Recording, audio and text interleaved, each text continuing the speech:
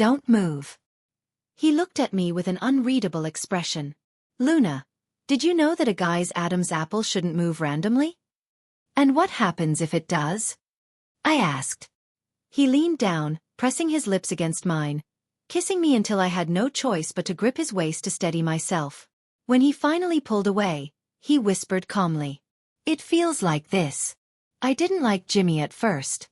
He was my stepmother's son. My grandmother never approved of my stepmother. She believed she was too beautiful, too charming to be reliable. She warned me in secret, saying that this woman was only with my father so he would help raise her child. For a long time, I was wary, keeping my distance. Yet, my stepmother was always kind to me. She took me shopping, buying me clothes more expensive than the ones she got for Jimmy. If he wanted a book, she would buy me one too, even if I had no interest in the subject. Was she trying to win me over? Or was it just a sugar-coated trap? One day, I confronted her. "Auntie, you don't need to please me. Flattery doesn't last forever, and I don't want to feel disappointed later." Her smile faltered. My father, however, was furious. He had never truly scolded me before, but this time, his words cut deep. He called me difficult, stubborn, and warned that no one would tolerate me once I stepped into the real world. Anger surged through me. I stormed out, slamming the door behind me. It must have been winter. The house was warm, but outside, I shivered, having forgotten my coat. I considered going to my grandparents' house but realized I had left my phone behind. No way to call a taxi. I stood there, feeling utterly alone. People passed by. Mothers with children, couples sharing quiet moments, someone chatting on the phone about making pasta for dinner. It seemed like everyone had someone who cared for them. Except me. I started crying, loudly and embarrassingly, ignoring the stares of strangers. A woman from a nearby shop stepped out, concern in her eyes. "Dear, why are you out here in the cold without a coat? Do you want to come inside and warm up?" Before I could respond, Jimmy appeared. "She had a fight with our family. I'll take her home." "Thank you." With his neat appearance and polite tone, the woman believed him immediately. She even urged me, "It's not a big deal, sweetheart. Go back with your brother. It's too cold out." I felt a fresh wave of frustration. Why did everyone act like this was my fault? I shoved him away. "Who are you pretending to be?" "My brother." He stumbled slightly but frowned, unfazed. "Stop making a scene." The woman, sensing tension, quickly stepped in. "Go home, dear. Talk it out. You're freezing. Look at your pale face." Only then did Jimmy seem to notice. Without a word, he took off his down jacket and draped it over my shoulders. I didn't refuse. First, I was freezing. Second, my father had bought this jacket for him. Why shouldn't I wear it? As I wrapped myself in the warmth, a thought crossed my mind. I wouldn't mind if Jimmy caught a cold and failed his exams because of it. That would be a nice bonus. Satisfied with my little act of revenge, I pulled the hood up, covering most of my face, and followed him home, deliberately trailing behind. Suddenly, the jacket's pocket vibrated. I pulled out his phone. He reached for it, but I held it away. A girl's voice came through the speaker. "Jimmy, are you free next weekend? It's my birthday. Will you come?" Her tone was sweet. I smirked and replied even sweeter. "Oh, sorry. Next weekend is my birthday too, so he won't be able to make it." Jimmy's eyes darkened. "Luna, stop it." He reached for the phone, but I dodged. Who am I? Well, who else could get his phone like this? Fed up, he grabbed my wrist and snatched the phone away. As soon as he did, I ended the call. He quickly typed something, probably explaining to her. After a moment, he lifted his head and looked at me as if I were nothing more than trash. Without another word, he turned and walked away. A cold wind blew past, but for some reason, I no longer felt cold. Instead, I felt satisfied. Vengeance fulfilled. My father was right. I was stubborn and willful. But so what? As long as I was happy. When did I realize I liked Jimmy? I don't know. Maybe it was too early to remember. During winter break, we both joined the debate team. We were in the same class, so the teacher put us in the same group. Jimmy was articulate and composed, making an excellent first impression on the judges. I, on the other hand, was aggressive, fast-talking, always attacking in the free debate round. Our school's debate team had never made it past the first round before. But this time we won every match. Jimmy was named Best Debater. I got Best Speaker. After our final victory, a photographer took a picture of our team. I held the trophy high, grinning. Next to me, Jimmy stood tall, lips barely curved in a subtle smile. Later, I asked for a copy of that photo. I was beaming, and Jimmy, dressed in a crisp white shirt and black trousers, stood beside me. We almost looked like a couple. We never took a picture together like that again. But that's a story for another time. At the celebration dinner, our teacher raised a glass to me. Luna, with your sharp tongue, you're unstoppable. Let's toast. I laughed, clinking glasses. She then turned to Jimmy. But Luna, you should learn from Jimmy. No matter how strong your argument is, presentation matters. The judges appreciate a friendly demeanor. I smirked. Yes, teacher, I really do need to learn from Jimmy. In all aspects. I meant it sarcastically. My father always compared me to him at home. Of course, the teacher didn't catch my meaning. But Jimmy did. He glanced at me, expressionless, then looked away. His usual reaction. For some reason, I felt bored. Even after the dinner ended and we moved to a karaoke bar, I remained distracted. The teacher nudged me. Luna, you were so energetic in the debate. Why so quiet now? I simply smiled, grabbed the microphone, and began to sing. It was a song about loyalty and pride, one my father used to sing when I was little. Back then, he took me to social gatherings because no one else at home cared enough to look after me. The song required a powerful voice. As I sang, I felt a strange comfort. I let my voice fill the room. I was fully immersed in the moment when, out of nowhere, Jimmy shouted my name. I didn't stop, and through the microphone, I snapped back at him, "What is it?" He quickly responded, "Your dad is being rushed to the hospital." The music was blasting around me, his voice echoed through the mic, and I couldn't believe what he had just said. It felt like someone had turned the song off, and then the teacher, seemingly unfazed, said, "Oh, is that so? Luna, you should go back quickly," she added. Panic gripped me as I reached for my phone, but realized it was in the pocket of my jacket, which was on the other side of the sofa. I saw 5 missed calls, 1 from Dad, 1 from my stepmom, and 3 from my grandmother. I dropped the mic, grabbed my jacket, and left without even putting it on. I ran, desperate, and tried calling. As I rushed, I accidentally bumped into someone. "Are you blind?" Someone shouted at me. "Sorry," I muttered, realizing it was Jimmy, who immediately apologized behind me. "Sorry, it's not intentional." "I don't know where she is," he said, asking if I knew which hospital. "I don't know," I replied. My phone was completely unreachable. Panicked, I stopped, grabbed his sleeve and urgently asked, "You know which hospital, right?" He glanced down at me, pulled his sleeve away, and I immediately hailed an Uber that had just pulled up. When the car stopped at the hospital entrance, my legs went weak. I was overwhelmed with panic, drenched in sweat, my heart racing with every step. I thought about what might have happened to Dad, wondering how bad it could be.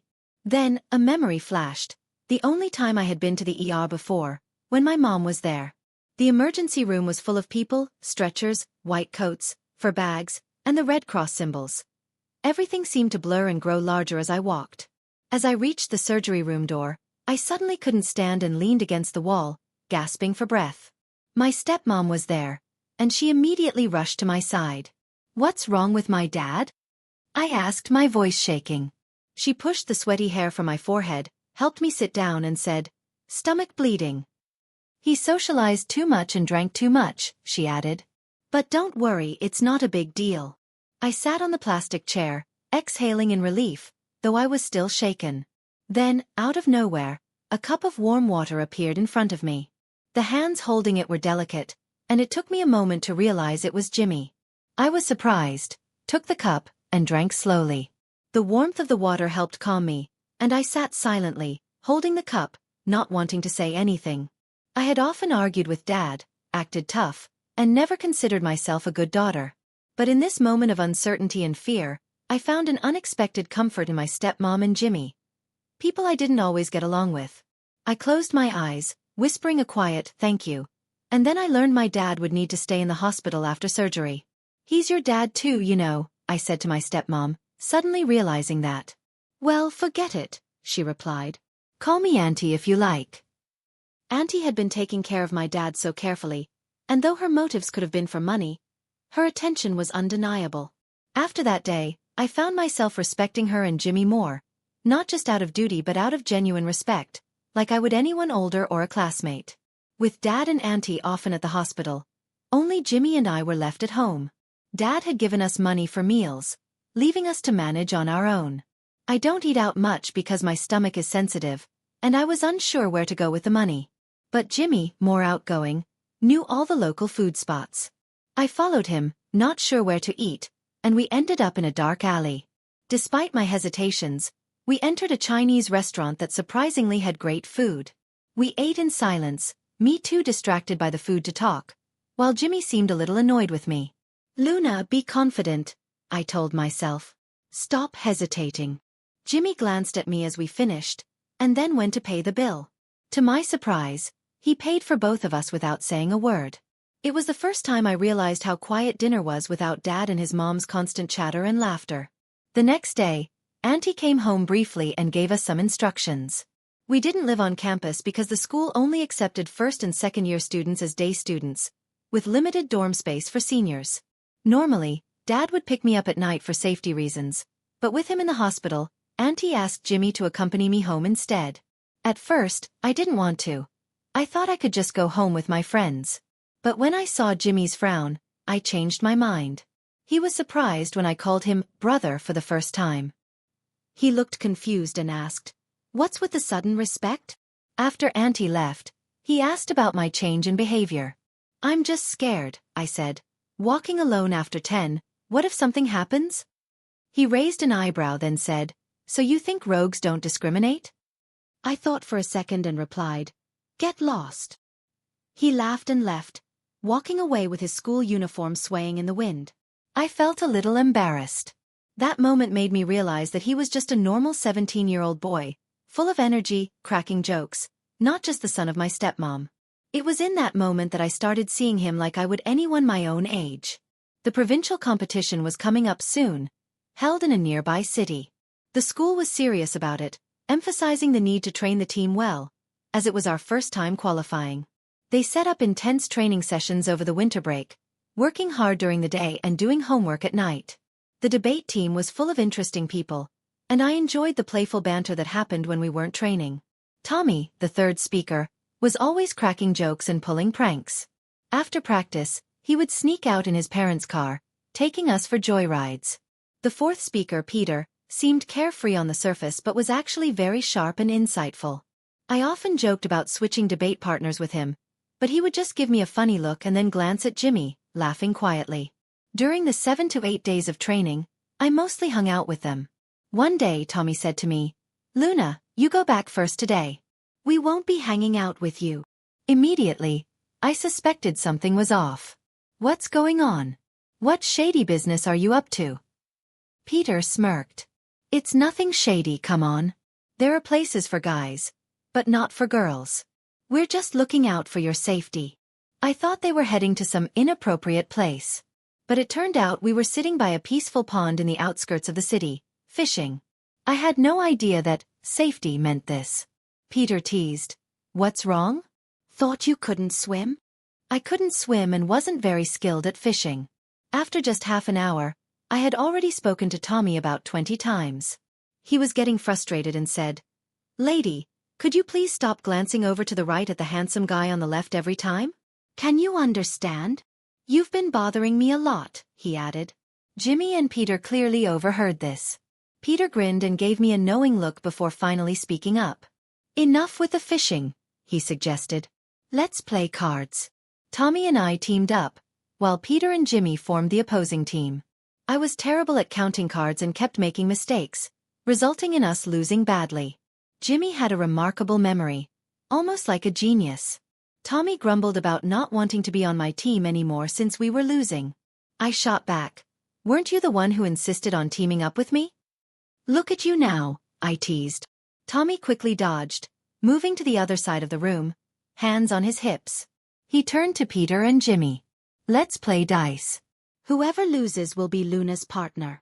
Without hesitation, Jimmy stood up and moved to sit beside me. Let's go. I'll team up with you. I was surprised by his sudden change of heart. He looked at me, calmly shuffling the cards. Good luck can turn bad luck. You might change your fortune. But I broke his winning streak after losing 3 games in a row. He didn't say a word, and I started to feel self-conscious. How about we get something to eat before continuing? I suggested. He shuffled the cards again and firmly responded, No. Let's play one more round. I'll help you win. We didn't win the provincial competition, but we didn't lose miserably either. Tommy won the Best Debater award, and I earned the Debating Style award. As we were leaving the stage, the teacher, disappointed, turned to me. Luna, why didn't you challenge the third debater? Why were you trying to reason with him instead of attacking him? Argument is not your style. Being aggressive is. I looked at him innocently. But, didn't you tell me to learn a thing or two from Jimmy?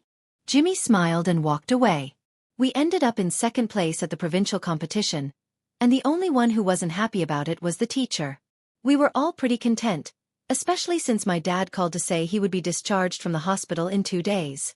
Finally, I wouldn't have to eat street food anymore. That news brought me joy, and we parted ways after getting off the high-speed train. I trailed behind Jimmy, dragging my suitcase. We chatted occasionally, but as we neared the entrance of my neighborhood, his expression shifted. Looking ahead, I noticed a drunk man blocking our path, but everything seemed fine, right? The drunkard stumbled toward us. I was startled, but Jimmy quickly moved in front of me, shielding me. His tone was cold. How did you find your way here? Do you two know each other? The drunkard lifted his eyelids and gave a sly grin. His features looked strangely familiar, almost like Jimmy's. I can't come to where you and your mom live, he slurred. Jimmy's tone turned even colder. I asked how you found your way here. The man moved around Jimmy and then looked at me. Is this your classmate? He asked. Why are you both carrying suitcases? Where are you headed? As he walked toward me, his alcohol-soaked breath made me instinctively step back. He grinned, reaching out to me. Jimmy, it seems you've raised quite a kid, he muttered. Before he could say anything else, Jimmy dropped his suitcase and shoved him away. I told you, don't come looking for us. The man retreated, but Jimmy grabbed his collar and repeated, How many times do I have to tell you not to come looking for us? I stood there, confused, as the man shot me a glance, muttered something, and then Jimmy shoved him hard against a lamppost. If Jimmy had pushed him down, it would have been a serious altercation. Just then, a security guard, who had been watching, approached with a baton in hand. What are you two doing? Jimmy remained silent, but I quickly spoke up. It's okay, Uncle. They know each other. I had guessed that the man must be Jimmy's father. Jimmy glanced at me, his expression unreadable, the lamplight casting shadows over his face. Suddenly, the man rose from the lamppost, grabbed a glass bottle, and hurled it toward Jimmy. Before I could react, I instinctively pushed Jimmy aside, causing him to stumble. The bottle hit my shoulder with a heavy thud. Ouch, that really hurts, I winced. Could I have fractured something? The security guards quickly subdued the man, and another came rushing over, ready to call 911. Are you okay? Jimmy asked anxiously. I hesitated for a moment, then replied calmly, I'm fine. But in reality, I wasn't fine. Jimmy stared at me for a while, seemingly trying to gauge if I was lying. The streetlight illuminated his profile, his deep eyes, long lashes, straight nose, and lips tightly pressed together. It was like a flawless painting.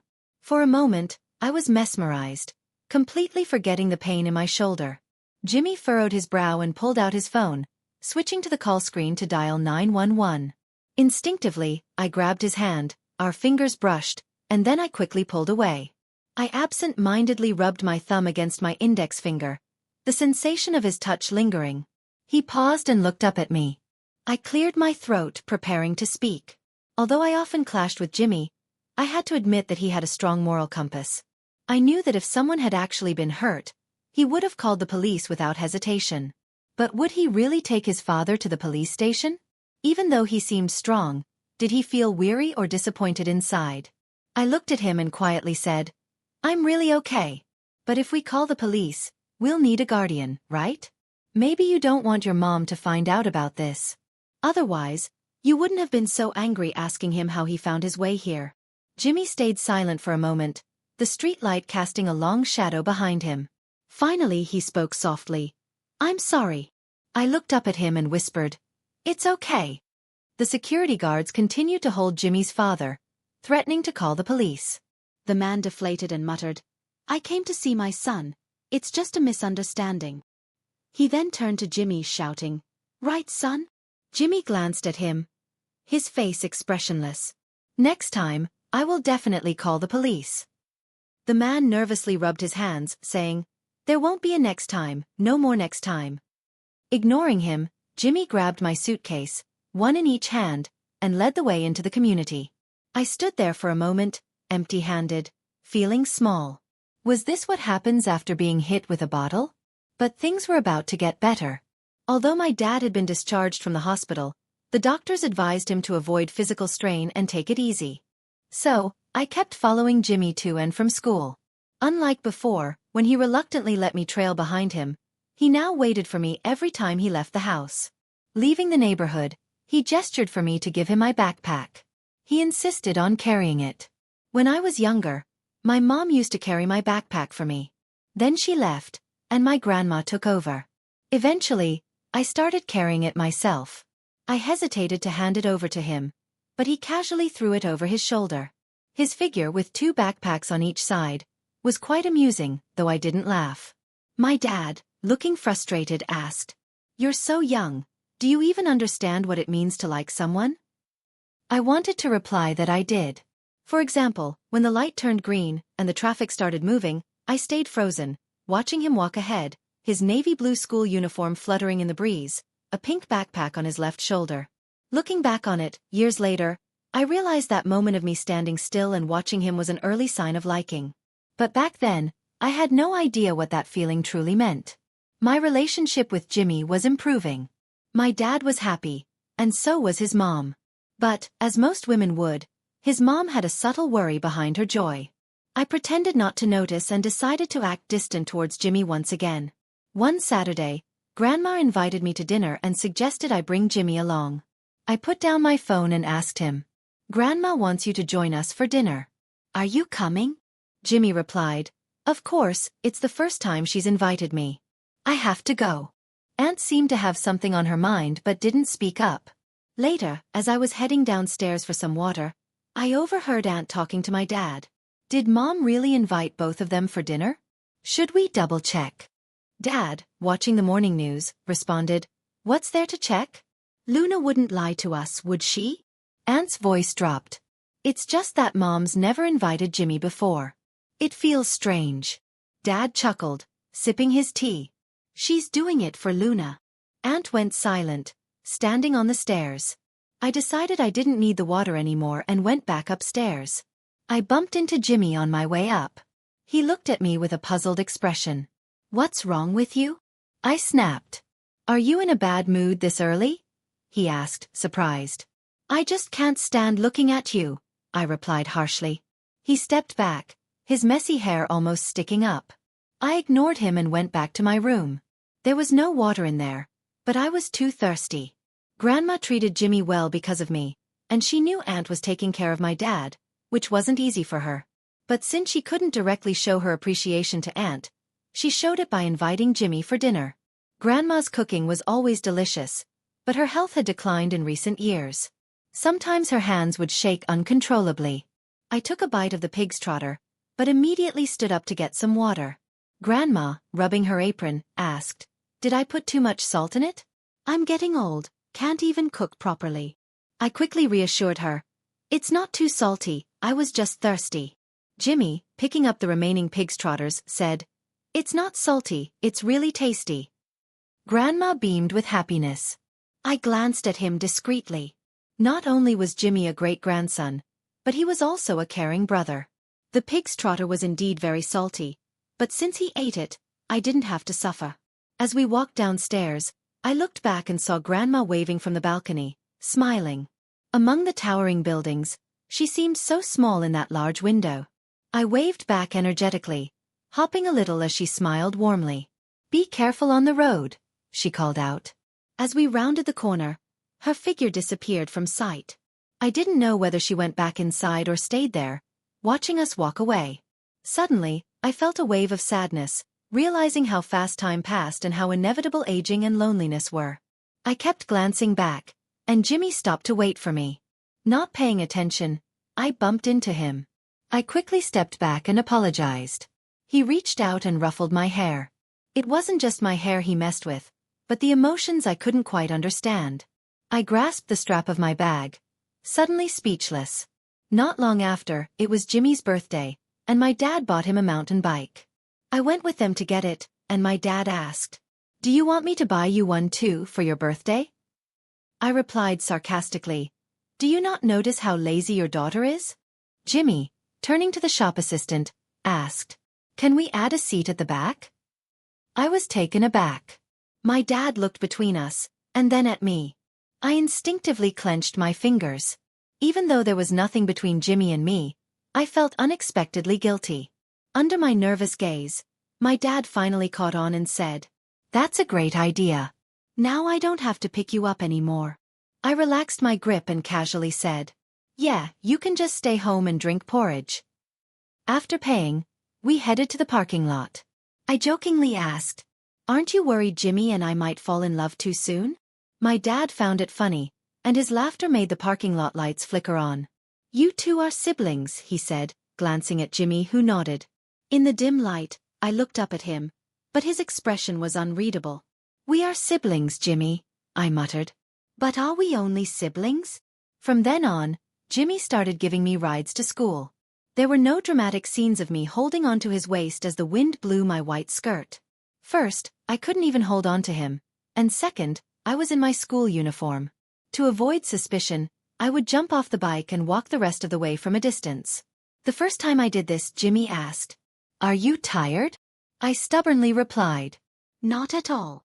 He shook his head and pedaled ahead. I watched him, his school uniform fluttering in the wind, but I didn't move. If you're free of guilt, you can be carefree. But with guilt weighing on my heart, it's not that simple. At the autumn sports meeting, I was reluctantly signed up for the 3,000-meter race. Since there were few girls in our class, the sports committee insisted that everyone sign up for an event. When I returned from the office after submitting my homework, the only event left was the 3,000-meter race. I asked the sports committee, "Do you want me to collapse on the track?" The committee head, a tall and sturdy guy, almost cried. He stood nervously before me and said, "Luna, I'm so sorry. How about I buy you a bottle of water next semester?" Suddenly, I couldn't bring myself to be harsh anymore. Had I just run 3,000 meters with the sole aim of collapsing? But as I actually ran, being last didn't feel right. With the crowd cheering my name and my crush performing the high jump nearby, I pushed myself harder and managed to surpass 3 runners. The sports committee and the girls erupted into cheers, screaming my name with more enthusiasm than one would call for their own mother. I wanted them to stop. I had no strength left. By the 7th or 8th lap, my vision blurred. Gasping, I turned to the person counting laps at the finish line. "How many more?" I asked breathlessly. He gave me a look of sympathy. "5th lap. Help." My pace slowed dramatically. Someone from the inner track jogged beside me. "Luna, are you okay?" I turned and saw Peter. I wasn't dead yet. I forced a weak smile. He grinned and said, "Take it easy. I'll walk with you, bro." His words nearly made me laugh, so I picked up my pace a little. At last, I reached the finish line, my lungs burning. I collapsed, ignoring the concerned voices around me. Peter bent down to help me up, but I weakly batted his hand away. He studied me for a moment with deep eyes before turning and walking off. 2 minutes later, he returned with Jimmy. Jimmy seemed surprised. "You ran the 3,000 meters?" He crouched beside me. "Are you okay? Do you need to go to the medical room?" Peter smirked. "Yeah, let Jimmy carry you." I kicked him. Jimmy, hearing the remark, shot Peter a weird look before turning back to me. He extended his hand. "Shall we?" Peter watched with an amused smile that almost felt predatory. Thankfully, before I had to respond, the sports committee rushed down from the stands, completely ignoring Peter and Jimmy's presence. Despite my protests, they lifted me up. "I brought you some water," someone said. "Remember to drink more later." I was practically dragged away, an arm securely wrapped around me. Maybe it was for the best. I didn't have to dwell on Peter's teasing words or Jimmy's outstretched hand. With student council elections approaching, tension filled the air. Teachers nominated candidates, one from the liberal arts, one from the sciences. That meant Jimmy and me. To be honest, my way of liking someone seemed different from other girls. Regardless of the outcome, I wanted to shine in his memory. Even if it meant taking away some of his spotlight, I just wanted him to remember me. So when the ministerial council's votes were being counted, my nerves were unbearable. I wanted to win. Desperately. The results: 7 votes for me, 3 for Jimmy. Swinging my legs on the back seat of his bike, I teased him. "Oops, looks like I got one more vote than you." He chuckled. "That extra vote was mine." I froze. "What did you just say?" I grabbed his shirt. He hit the brakes, turned to face me, and smiled. "You really wanted to be president, didn't you?" "I wanted it too, but for you." It was a Friday evening, the sun low but not yet set, casting a soft red glow on his face. The air smelled of fried chicken and ice cream. My heart raced, my cheeks burning under the sun. "Thank you," I murmured. "No problem." He resumed pedaling. The breeze lifted his school uniform like a sail. His hair, golden in the light, looked soft. On impulse, I reached out and brushed a finger against it, then quickly withdrew my hand. A little girl eating ice cream stared at me, wide-eyed. Embarrassment rushed through me. Senior year arrived like a storm, days blurring into each other with endless studying. Piles of books grew into mountains, and a single pencil barely lasted 3 days. Time with Jimmy became scarce. He lived on the first floor, I was on the 4th. We barely crossed paths. Yet, memories surfaced at random, him handing me ibuprofen when I was in pain, taking my umbrella on a rainy day, asking about my college choices. What were these things? Signs of affection? There were always sweet, shining moments in time, like shards of sugar glass. Beautiful to look at, but gripping them too tightly only led to cuts and pain. And so, amidst overwhelming math problems, from dawn till midnight, my thoughts of him grew like weeds, taking root where they shouldn't. My grades slipped. Unacceptable. I wrote to myself, "Luna, you're turning 18. In 3 months, you'll take the college entrance exam. You'll step into freedom. Once you enter college, you can do whatever you want. Chase whoever you want. But not now. Neither Jimmy nor love should stand in your way." I sealed the letter in a notebook, locked it in a small box, and placed it on the highest shelf of my bookcase. Dust settled over it. A quiet burial for misplaced feelings. Then the rankings came out. As expected, Jimmy was top of the class. With his scores, Harvard was practically guaranteed. My father insisted we go out for dinner. "A break from the books," he said. By the time I grabbed my bag and reached the door, Jimmy was already there. The moment he saw me, he grinned. "It's only been 2 weeks. Why do you look so exhausted?" I was happy to see him but couldn't help teasing. "Can't compare to a Harvard-bound genius. I'll be lucky to get into a decent local university." "If you're barely getting into a decent university, then the rest of the humanities students might as well give up," he quipped. He took my bag and tossed it into the back seat. I dozed off on the ride. When I woke up, we were already parked outside a Sichuan restaurant. My favorite. My father turned to Jimmy. "So, you're definitely going to Harvard, right?" Jimmy responded with a nod. "If I get accepted, definitely," he said. My father then turned to me. "And what about Luna?" he asked. With a hint of sarcasm, I replied, "Oh, I'll just enroll at the Harbin Buddha Institute." Jimmy chuckled at my response. Auntie interjected with a knowing smile. "No need to ask too much. The child already has her own plans." "Isn't that right, Luna?" Not wanting to cause a scene, I simply agreed, "Yes, Auntie, you're right." My father, however, was more concerned about my eating habits. "Eat more vegetables. Drink something. You've lost weight," he insisted. Skeptically, I muttered, "Really?" In truth, I had gained weight. Over 5 pounds in fact. Stress weight, I added. The silent killer. Jimmy laughed. A little extra weight is good. It's festive, like those New Year paintings of chubby fish-holding dolls. Annoyed, I tightened my grip on my chopsticks. Oh really? Well, you're so thin, you could be mistaken for Yu Qigong, I shot back. Stand by the door, and you might just ward off evil spirits. Unfazed, Jimmy smirked. How could I be Yu Qigong?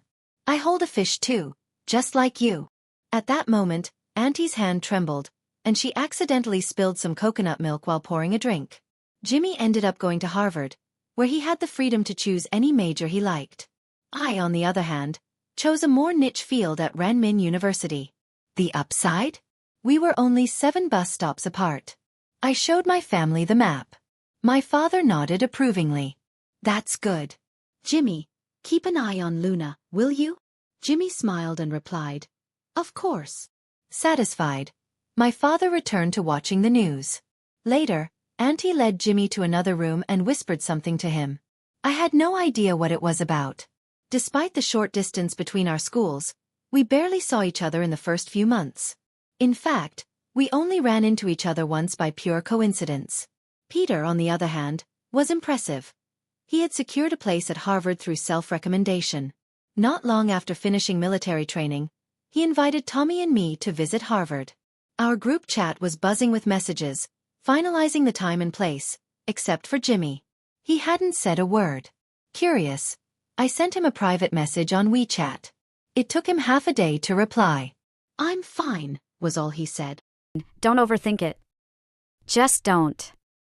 I lost the reason to care about him and the excuse to reach out to him again. Several times, I opened our chat window, typed something out, and then deleted it word by word.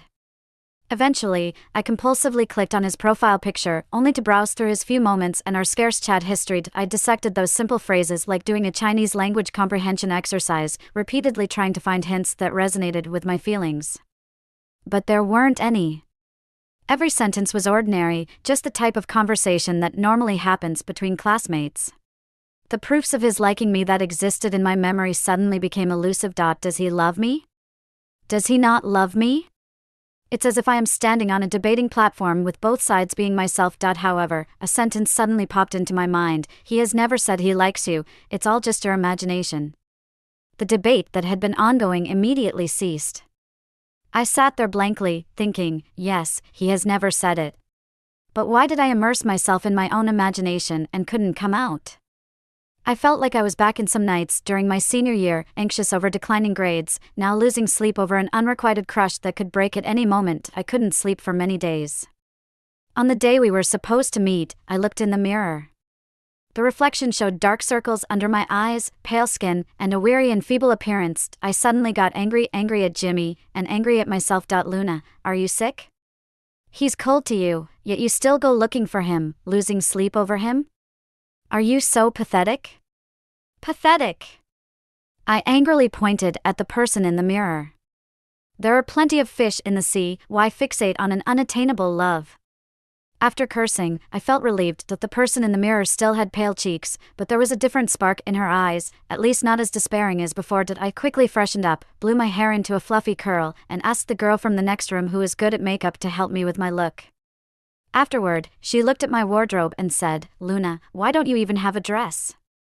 Take this, consider it a lucky charm, as she handed me her supposedly lucky outfit. When I looked at myself in the full-length mirror again, well, the person in the mirror was clearly me, no change in features from eyebrows to face shape, but much prettier, as if I could be described as charming and coy just by casually swearing.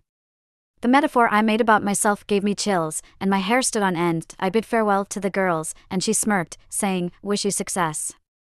They all knew I had a crush on a boy at Harvard. But they didn't know that we hadn't been in contact for a long time. Including the day Tommy tagged him in the group chat, and he finally came online and said, oh, I wasn't at school that day, sorry. I avoided the ambiguous glances from the girls, forced a smile and said, all right, wish me success. How am I going to succeed? As I chatted and laughed with Tommy and Peter along the way, but suddenly saw Jimmy on the road outside the cafeteria, I knew that my pretense of calmness was about to collapse. Jimmy was wearing a black down jacket, the one he took off and gave me after that argument with my dad when I left home. He seemed to have grown a little taller, his hair a little shorter, carrying a packed lunchbox in his hand, walking quickly. Tommy said, "Hey, isn't that Jimmy?" Peter smirked, looking at me. "Yeah, isn't that Jimmy?" I looked at him coldly. "So what? What's it to me?" Peter whispered, "Luna, don't be tough." Before I could speak, he called out Jimmy's name. Jimmy's figure stiffened for a moment, then turned around. I could see it clearly. He had not only grown taller, but also gotten slightly tanned. He saw us, with a momentary blank expression on his face. Then he hesitated and took a step towards us. "I thought you had something and weren't at school?" Tommy asked. Jimmy smiled. "It got rescheduled last minute." Peter also smiled, saying, "You're not being fair, not telling us it got rescheduled. Didn't want to see someone among us or something?" As he spoke, his gaze seemed to hint at me. Jimmy also looked at me, paused, and smiled. "No. It's just a coincidence. Have you guys had lunch?" Tommy said, "Not yet, we're going for barbecue, do you want to join?" In this situation, if Jimmy refused, it wouldn't be appropriate. He obviously knew this, so he readily agreed. As we dodged the bikes passing by, Tommy said, "It's still better in college, just casually having a pretty girl sit on the back seat. Who dares to do that in high school?" I froze for a moment, raised my eyes to sneak a peek at Jimmy. Caught red-handed by him. Then he nonchalantly looked away. Peter said, "Jimmy dares, right Jimmy?" He was speaking to Jimmy, but his eyes were fixed on me. I slowly said, "Peter, you're not making any sense." Peter laughed. "Luna, I was talking about Jimmy, not you. Why are you so protective of him?" Tommy didn't know what was happening, and tried to defuse the situation. "What are you guys doing? Come in and eat, stop fooling around." I ignored him, stared at Peter, and said, "Who are you really talking about? Don't you know yourself?" Peter smirked, his eyes devoid of any humor, then he turned to look at Jimmy. "Do you know what's going on? I'm talking to you, and you keep talking about him. What's the deal?" Peter's dark eyes bore into me as he calmly said, "And why are you always defending him?" Tommy was confused, looking at me and then at Peter. At that moment, Jimmy slowly spoke up, saying, "So you've seen it, I gave Luna a ride. There's nothing to hide from you guys, we're siblings. We're siblings." Those 5 words felt like a heavy blow to my head, ringing in my ears. He did think that way. We're siblings, with a natural and insurmountable bond. Peter was stunned for a while, then looked at me. "You guys are siblings?" Jimmy looked at me, his profile shrouded in the shadow cast by the streetlight, making it hard for me to discern his expression. I finally found my voice, mechanically replying, "Yeah, I lost my mom in elementary school, and my dad and his mom formed a new family." Amidst the surrounding noise, our group was quiet. Tommy broke the silence, saying, "Hey, don't take this too hard, Luna. Peter didn't mean to hit a nerve. Let's eat, let's eat." The barbecue skewers sizzled. Tommy flipped them with tongs. I ate the fragrant barbecue in silence, unable to swallow. We chatted for a long time that day, just like every previous team dinner. Tommy was chatty, Peter and Jimmy provided comic relief. I teased him occasionally, laughing most of the time. But I knew clearly that every word I said, every smile I showed, was pretending. Pretending everything was normal, pretending this gathering was just like before. But it wasn't. I was not okay at all. When we parted ways, Tommy said, "Luna and I will leave first." Peter said, "Sure, see you next time." I looked at him and said, "Goodbye." He looked a bit guilty, hesitant to speak. I didn't want to say more, turned to Jimmy and said, "Goodbye." This time, he didn't avoid my gaze, his expression rather tender. He said, "Goodbye, Luna. Goodbye, goodbye. Goodbye, to the person I once liked. Goodbye, my brother, Jimmy." After that, I never contacted Jimmy again. And he didn't come looking for me either. Fine, I thought fiercely, there are handsome guys everywhere, one less won't make a difference. You wanted to be siblings, then let's be siblings. Who's afraid of whom? I spent a lot of time in the club, playing around with a group of friends. We would have dinner together and everyone would get drunk. After dinner, we would head to the KTV and continue drinking, moving crates of beer. Everyone would cheer, saying, "Luna, you're from the north, you must have a high alcohol tolerance." My alcohol tolerance was decent, but I couldn't handle drinking a mix of baijiu and beer. I got drunk, collapsed on the sofa, and passed out. I had a long, fragmented dream. In one part of the dream, I was sitting on the back seat of Jimmy's bike. The sunset was beautiful, and the ice cream was delicious. I don't know where I found the courage, but suddenly I hugged his waist and he turned around, smiled at me, and said, "Luna, we're siblings." I felt terrible, and when I looked up, I found myself lying on the track from the day we ran 3,000 meters. Jimmy reached out his hand to me, and as I slowly put my hand on his, Peter stood in front of me, chuckling, and said, "Luna, I already knew, but you didn't, did you? You and him, it's impossible, don't you know that?" I shouted at him to shut up, but Auntie was standing in front of me instead. Auntie said, "Luna, was it your grandmother who asked Jimmy out for dinner that day? Or did you lie to me in order to go out alone with him?" I screamed that I didn't lie, that I knew we were siblings. And I had been very restrained, so why were they still forcing me like this? And then I was shaken awake. The colorful lights in the KTV were still swaying, and I didn't know who was singing. The melody was pounding in my ears. I could barely see someone standing in front of me, but tears from my eyelashes dripped into my eyes, causing more tears to flow, so I had to close my eyes again. My head hurt, and my stomach ached. Someone handed me tissues to wipe my tears, and when I opened my eyes again, I saw Jimmy. In a white shirt and black pants, he pursed his lips and had no expression. "Am I dreaming?" I asked. Lisa said, "Don't blame me, you looked like you were going into shock just now. I unlocked your phone with your face, and he was the only one in your contacts." Jimmy's lips curled up slightly, then quickly faded. I gritted my teeth and looked at Lisa. "You must want me dead." Lisa exclaimed, "No way, girl, this guy is pretty cute. Seize the opportunity." "Shut up. He's my brother." I yelled. Okay, Lisa shrugged, patted Jimmy's shoulder. "This good brother here, be understanding of Luna, she gets irritable when she drinks too much, she's not usually like this." Lisa went to sing, leaving just me and Jimmy in the corner. Silence, still silence. It was pretty awkward, especially with the background music playing sad love songs. I grabbed my bag, took Jimmy's wrist, and walked out. As soon as we reached the corridor, I let go of his hand. The corridor was much quieter. Jimmy looked at me with drooping eyelids. "Aren't you going to say something?"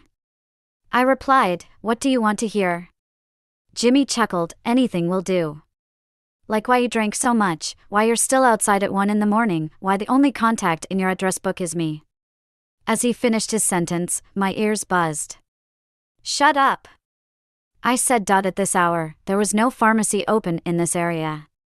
My stomach was hurting badly, and I huddled on the roadside. Jimmy had been stubbornly following me, insisting that I tell him everything.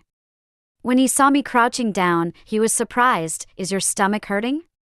Is it because you drank too much?" I whispered softly, "Can you please shut up?" He fell silent. Then I said, "Could you please leave quickly?" He replied, "I'm not leaving." After a pause, he added, "Let me take you to the hospital." Memories of what I saw in the emergency room in elementary school flashed through my mind. The Red Cross, stretchers, crying patients, and the sorry look in the doctor's eyes. My stomach began to ache severely, and I said, "I'm not going." Jimmy also crouched down, using a tissue to wipe the sweat off my forehead, and then said, "I've called an Uber." Suddenly, this moment felt familiar to me. Occasionally, a vehicle rushed by, leaving a trail of sound on the quiet road. The light from the street lamp illuminated his face, highlighting the contours of his brow and eye sockets. In his clear eyes, there was only me. I said, "Jimmy, don't be so kind to me, don't let me misunderstand." He hesitated for a moment, not speaking immediately. Just then, a car approached from the west, and Jimmy breathed a sigh of relief, stood up, waved at the roadside, and shouted, "Here."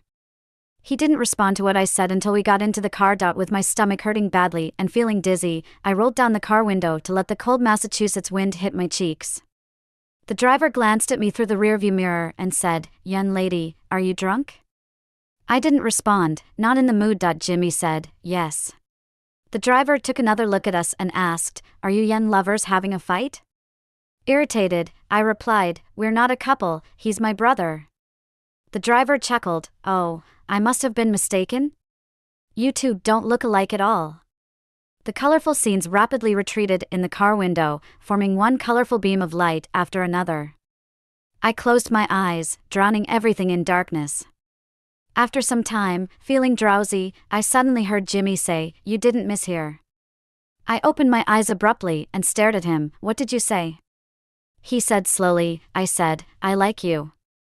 I was stunned for a moment, then grabbed my bag and hit him hard, yelling, "Don't mess with me." He blocked my bag, held onto my hand, and said, "Although this is not the right place to confess, I think I really like you." I was completely stunned. The driver interrupted, "Young man, what do you mean? Confessing in my car, are you making things difficult for them?" This statement was not humorous at all, but I started laughing. As I laughed, I began to choke up. We hadn't spoken in months, not even interacted on social media. You inexplicably treated me coldly, without even a reason. You said we were siblings. Okay, then I'll consider you my brother. I slowly pried open his fingers. "So, you come here and suddenly tell me you like me. Why don't you just drop dead?" Jimmy's Adam's apple bobbed up and down. Before, I wasn't sure, I was confused. I sneered, "So now you suddenly figured it out?" He remained silent for a moment, then said, "I'm still not sure, but I feel like, in a situation like today, any man should confess." Unconsciously, I asked, "What situation today?"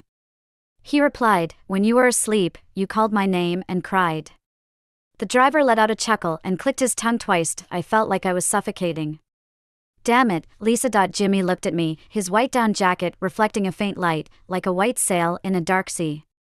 He seemed patient, as if waiting for my answer. "If you say you like me, do I have to agree?" he asked. I looked at him coldly. "Ever since the day you said we were like siblings, it was impossible between us. There are plenty of handsome guys chasing after me. Who do you think you are?" Jimmy looked at me for a moment and then said softly, "So, what should I do?" I retorted, "That's none of my business."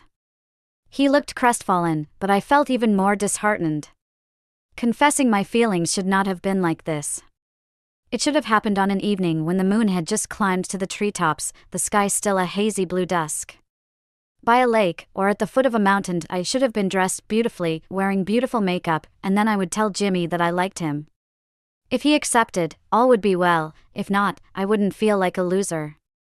The most important thing was to maintain a graceful demeanor. Even though none of the elements I had imagined were present, there shouldn't have been a long, heartbreaking estrangement before the confession, shouldn't have happened in a taxi, and especially not with a cabbie ready to burst out laughing with ears perked up. It felt miserable. Just as I felt like I was about to explode, Jimmy suddenly cleared his throat. I looked up at him and saw that he seemed a bit nervous. Then he said, "Driver, excuse me, could you stop laughing?" The driver chuckled, "Hey, I just love seeing you young folks falling in love." Okay, young lady, don't be upset, can I not listen?" He put on his headphones and started listening to music. The lampposts flickered in and out, casting rapidly shifting shadows. Jimmy's face was alternately lit and then cast into darkness. He cleared his throat again and said, "At first, I actually disliked you, thought you were a princess with an attitude, sensitive and bossy. But then, don't pinch me, let me finish my words. Later, when you shielded me from a bottle at the bar and didn't even cry from the pain afterwards, I thought, maybe I misjudged you." I stared at his face, feeling a sourness in my heart. He didn't notice my gaze and continued, "After that, I started to find you quite cute, and you're actually pretty smart and good looking. I kind of started liking you." "Hey, stop, even when I praise you, you still pinch me. Do not move, okay?" He tightly held my hand, our palms pressed together, as if feathers were tickling my heart. Suddenly, I felt too afraid to move. He said, "But we are like siblings, and I always felt I shouldn't like you. So when I realized I liked you, my first reaction was no, it's not right, I can't feel this way. It would hurt you, I'm sorry. Siblings, we're just siblings." His words overlapped with my dreams, plunging my heart to the bottom of a ravine. I pried open his fingers, coldly asking him, "Are you talking in your sleep now?" His hand reached over, intertwining our fingers.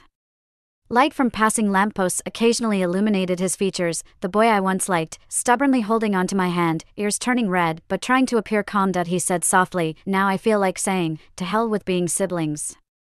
If I like you, then I'll admit it. I couldn't help but laugh, and as I did, my eyes welled up with tears again. Jimmy reached over to wipe the corner of my eye, gently saying, I'm truly sorry, I didn't mean to make you unhappy. Seeing you upset makes me feel miserable too. I moved away from his hand, but my tears plopped onto the back of his hand. His hand paused in midair, deflated, and after a while, he said, or you could hit me, curse at me a bit, just stop crying. I actually punched him a few times, and as he jokingly said he would have to go to the hospital, he laughed and put his arm around my shoulder. The night was enchanting, as if time and space had frozen in that moment. The person I liked held me with care, treasuring me.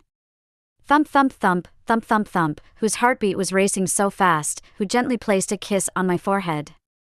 And who whispered softly in my ear, Luna, let's be together. We are together now. When we have no classes, he takes a 7-stop bus ride to come and have dinner with me. The winter in Massachusetts is beautiful, with a deep blue sky without a single cloud. I sit on the back of his bike, finally able to openly hug his waist. I gently rest my head on his back, the breeze brushing against my cheeks. And sometimes I wonder if I am dreaming. Jimmy just smiles and asks, have you wanted to do this for a long time? I reply, haven't you? He jokingly says, I am a serious guy. I playfully pinch his waist. He quickly changes the subject, saying, but, if you're willing to call me brother, I wouldn't mind. I coquettishly say, brother, I want a kiss. He chuckles, then suddenly breaks. The moon has just climbed up the treetops, and the sky is still a hazy blue. The bike stops right at the foot of the mountain. He grabs my hand and starts walking forward. I ask, but we haven't arrived yet, right? Without looking back, he says, but brother wants to kiss you. My dad knows I have a boyfriend now. His mom knows he has a girlfriend. They both agreed, during the winter break, come home and have a meal together. If they knew that the 4 people were actually just 2, they would probably kick us out. So, we agreed to keep it a secret for now. During the winter break at home, we were extremely polite. My dad asked me quietly if there were any conflicts between me and Jimmy. I looked puzzled. Then he chuckled and said, as long as everything is fine, it's all good. After talking, he added, if he did something wrong, tell me and your aunt, don't keep it to yourself. Given a little since you're siblings, it will pass. As soon as I heard the word siblings, I would remember when Jimmy said, screw this sister. I spoke firmly, are we siblings? Do we have a blood relationship? My dad became more certain that Jimmy and I were having issues. He comforted me, saying, Okay, no blood relationship, not considered siblings. Don't get angry, it's only been a few days since you came back, don't scold me. I stared at him and said, not considered siblings, you said it yourself. He replied, yeah, not considered siblings. We're doing a big cleanup tonight, don't forget. I pretended to forget. Jean called me out to go shopping, and I naturally took the opportunity to slip away. But if I knew that slacking off would bring such serious consequences, I definitely wouldn't have done it. My dad called me back, his voice heavy, saying only a few words before hanging up. I messaged Jimmy, but he didn't reply. I had a bad feeling, so I called my grandma and asked her to call my dad at 9 o'clock, reminding him that we have dinner together tomorrow. Grandma laughed on the phone, did you make your dad angry again by messing up? I pretended to be ignorant and chuckled. She then said, okay, but when you go back, remember to apologize to your dad and show some humility.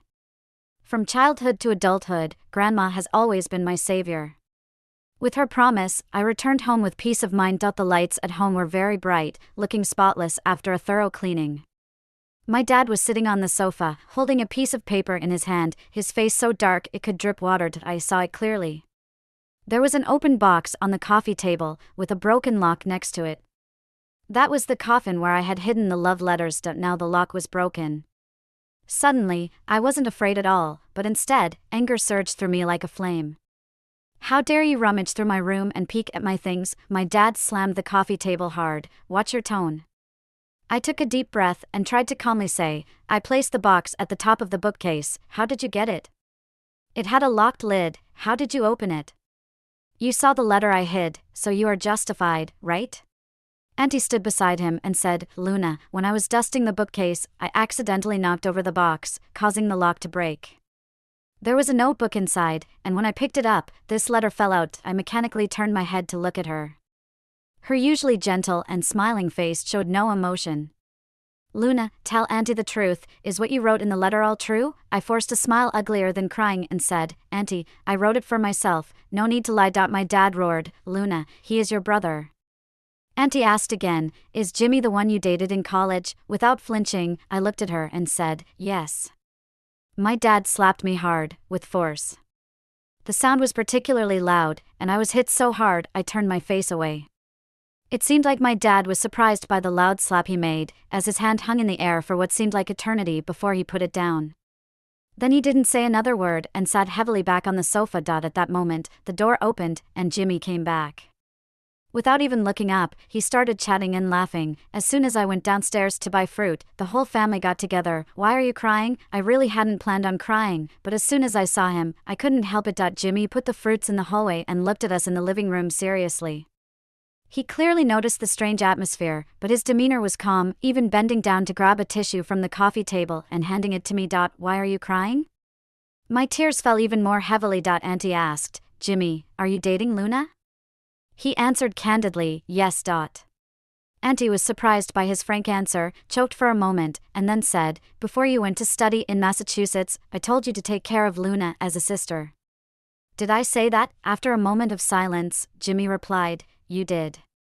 Auntie went on, I also said that you were both grown-ups and should maintain boundaries, not overstep them. Did I say that? Jimmy answered, you did. Aunt said, since I have already said it, why didn't you listen? Jimmy paused and said, because I like her. My dad said, you two are siblings. Jimmy laughed and said, but nobody asked if we wanted to be siblings. The air was so still for a few minutes that we could even hear the ticking of the clock. After a while, Aunt said, are you blaming your mother for this? Jimmy stopped laughing and solemnly said, no, because you have your own life. But I don't want you to be angry about this, because I also have my own life. The drama of that day ended with a phone call from my grandmother. I don't know what my grandmother said, but after my dad hung up the phone, he told us to leave and not bother him anymore. I put the letter back into the unlocked box and carried the box upstairs. It felt like I was attending a funeral. Jimmy followed behind without saying a word. Aunt called him back. Jimmy, you sleep in the guest room tonight. Tomorrow, I will have someone come and switch your room with the study. Our house is a duplex, with the master bedroom, guest room, and main study downstairs, and 2 rooms upstairs, with one originally being my bedroom and the other my study. Later, Jimmy moved in. And the study was converted into his bedroom. Jimmy stopped in his tracks and chuckled in a ridiculous manner, saying, Mom, is this really necessary? Aunt calmly said, we didn't consider it carefully before, but now we can remedy the situation. Jimmy, don't make it difficult for Mom. Jimmy clearly wanted to say something more, but when Aunt uttered the last few words, he clenched his fingers. After a while, he said, okay. I couldn't bear it anymore, holding the box and trudging up the stairs. There were footsteps outside the door, pausing at my door, and then leaving. I stood behind the door, clutching the letter, tears falling from my eyes. The tears dripped onto the letter, causing a tiny blot of ink to spread. Naively, I used to think that what stood between us was senior year, was the college entrance exam. I regarded him as my belief, overcoming various obstacles to become the victor of the exam. But as I crossed the bridge, I realized that the college entrance exam was just a trivial obstacle between us. I hugged my knees, finally crying in pain. The next morning, when I went downstairs to drink soy milk, my eyes were swollen, my double eyelids turned into single eyelids. There were fried dough sticks and steamed buns on the table, and the buns were filled with pickled vegetables and tofu, which I instantly knew were from my favorite store. That store was located on another street. My dad rarely bought from there because he thought it was too far, and there was always a long line. But today, it was on the dining table at 7:30 in the morning. My dad was still watching the morning news, not even glancing at me. I nibbled on the bun, tears falling into the soy milk bowl. I initially felt very aggrieved, but now I suddenly felt so tired that he finished his meal, grabbed his briefcase, and left. Before closing the door, he said, "We are going to Grandma's house for lunch today, all of you should come." I looked up at him, he didn't look at me, and with a bang, he closed the door. Grandma made braised pork with vermicelli today, it smelled delicious. But the highlight was not the delicious food on the table, but what Grandma said, "Luna, come for a walk with me to aid digestion." Grandma lives in an old residential area, where all the neighbors are familiar to us. As we walked, we met many acquaintances. "Oh, isn't this Luna? Haven't seen you in a long time, you've grown into a young lady," they said. Grandma smiled and replied, "Yes, she has become a young lady." After the people left, I focused on stepping on footprints in the snow. Grandma asked me, "Are you dating Jimmy?" I had anticipated she would bring this up, so I replied listlessly, "Yes." Grandma chuckled and said, "Look at your eyes, all swollen today, you are really hopeless." I self-deprecatingly said, "Well, I've been hopeless for more than a day or two." Grandma asked, "Do you know why your dad is so angry?" I said, "A man's heart is like the depths of the sea, how would I know?"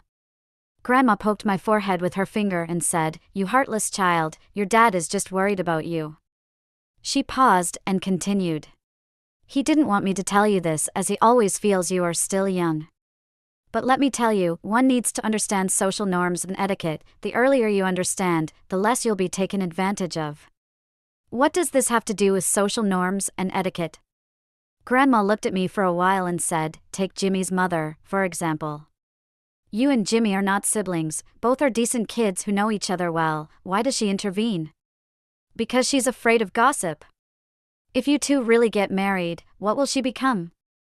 Will she be part of a new family, or will she be there for your dad's inheritance?" My face turned red all of a sudden and I blurted out, "Why are we talking about marriage?" Grandma waved her hand for me to be quiet and continued, "I'm asking you, when you two are in a relationship, isn't it with the intention of a lifetime commitment? Or is it just for fun?" I was speechless for a while. She then smiled, "That's it, right? Sooner or later, this topic will come up, you can't avoid it. Originally, your dad only had you as his child, the inheritance he and your mom built up is all yours. Jimmy is the younger one, when he gets married, your dad may give him a maximum of a few $100,000. But now, things are different, although the law doesn't prohibit you two from getting married. If Jimmy marries you, speaking of inheritance, what's yours will be his as well? Won't your mom's relatives scold your dad? Will your dad and aunt have any face left?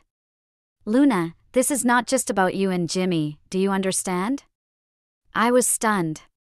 Not paying attention, I stepped into a snowdrift, and the ice-cold snow water seeped into my shoes. That day, I didn't make any reckless comments about inheritance. I knew every word Grandma said was crucial, the biggest obstacle between me and Jimmy. This obstacle even had nothing to do with my dad's and aunt's personal wishes, it came from social norms, a rule passed down through generations. Living a lifetime, you need love, you need money, but you need dignity more. Grandma put it this way. I stood lost in thought in the snow, my feet as cold as ice, but I didn't feel it. Grandma said for me to think it over properly, she would chat with Jimmy again. Jimmy quickly went downstairs and stopped when he passed by me, reaching out to rub my cheeks, asking if I was feeling cold and telling me to go back inside quickly. I looked up at him, and he appeared calm, completely unaware of what was about to happen next. "Jimmy," I said, "my grandmother used to be a Chinese teacher and later became a school principal." He responded with a non-committal sound, "So what?" I continued, "She is very good at persuading people." He smiled and asked, "Were you convinced?" I remained silent for a while, and he reached out to tousle my hair, not saying anything profound, just telling me to go back inside quickly and not catch a cold. As he walked towards my grandmother, his black down jacket swayed like a sail on the vast sea. After my grandmother and Jimmy finished talking, the three of us walked upstairs together. I deliberately slowed down a bit, sticking to her and asking, "How did it go?" She clearly knew what I was referring to but pretended to be clueless, asking, "What do you mean?" Getting impatient, I asked, "What was Jimmy's reaction?" She snorted, looked at me for a moment, and said, "If it were during World War II, someone like you would have switched sides in an instant, but he remained steadfast in his will." The old lady ignored me and walked upstairs with her hands behind her back. I stood on the stairs and suddenly laughed. Later, my dad and aunt didn't say anything and turned a blind eye. Jimmy and I returned to school early, just like my dad said, avoiding each other when unnecessary. Jimmy was especially hardworking. He was already a top student and was also working on a business project with his seniors. When we weren't together, he often worked late into the night. I had a feeling this had something to do with me, so I asked him what he had told my grandmother, but he wouldn't say. After being nagged by me, he smiled, touched my cheek, but evaded the question. Luna, your dad and grandmother really love you, you know? I asked, and you? He chuckled, of course, why else would I work so hard to build my future wife's dowry? My face turned red. I could guess what he and my grandmother had discussed. The ability to silence gossip is absolute power, as my dad had told me. But at that time, his main purpose was to motivate me to study hard and excel, to prove my worth through academic achievements, instead of getting into fights with boys. Perhaps my dad didn't expect that I would be the listener, while Jimmy would be the one truly following through. I tiptoed to kiss Jimmy, catching him off guard. By the time he reacted, I had already run off. He caught my hand, pressing it against my forehead. The sound of the computer operating echoed in the small room, making the silence particularly unsettling. I saw his Adam's apple bobbing up and down. Before I could grasp what I was doing, my hand had already touched it. With suppressed gaze, he looked at me, saying, Luna, do you know we shouldn't mess with a guy's Adam's apple? What happens if you do? He leaned in to kiss me, and as I could only hold onto his waist to catch my breath, he calmly explained, it would end up like this. The light was just right at that moment, with a gentle spring breeze. Holding hands, we were so close that we could hear each other's heartbeats. I held onto him, burying my head in his neck, whispering softly, Jimmy, I feel like I'm dreaming. He sighed and said, it seems like we haven't been close enough. I picked up a cushion and threw it at him, but he caught it and set it aside. The sunlight was streaming in through the window, illuminating his features. And in his eyes, I could see the reflection of my blushing cheeks. All the feelings of unreality that had been haunting me for so long suddenly disappeared. It turns out that the hopes I had written on paper were really coming true. The tears I had shed were being wiped away by someone. The unrequited love I thought would come to nothing was being rewritten into a promising future. The road ahead may be rough and bumpy, but he was by my side. And that was enough. Jimmy, I hugged him, I've liked you since I was 17. He whispered in my ear, what a coincidence, I feel the same way.